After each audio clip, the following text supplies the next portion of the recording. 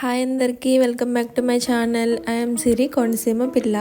ఈరోజు వీడియోలో మంచిగా టేస్టీగా ఉండే పాతకాలం పద్ధతిలో వంకాయ రోటి పచ్చడి చేస్తున్నానండి. పాతకాలం వంటలు అంటే ఇంకా చెప్పనక్కర్లేదు, చాలా బాగుంటాయి. ఓసారి వంకాయ పచ్చడి ఈ విధంగా చేయండి. వేడివేడి అన్నంలోకి వేసుకొని తింటే సూపర్ టేస్టీగా ఉంటుంది.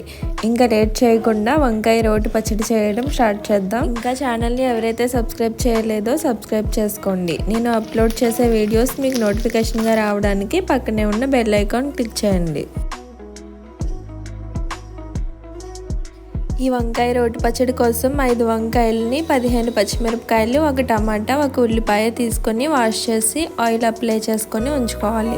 వీటిని గ్రిల్ ప్యాన్ మీద కాల్చుకుంటాం కాబట్టి ఆయిల్ అనేది అప్లై చేసుకోవాలి. ఈ పచ్చడి కోసం తెల్ల వంకాయలు అనే కాకుండా వేరే ఏ రకమైన వంకాయలు అయినా కూడా తీసుకొని చేసుకోవచ్చు. ముందుగా వంకాయల్ని కాల్చుకుందాము. స్టవ్ మీద గ్రిల్ ప్యాన్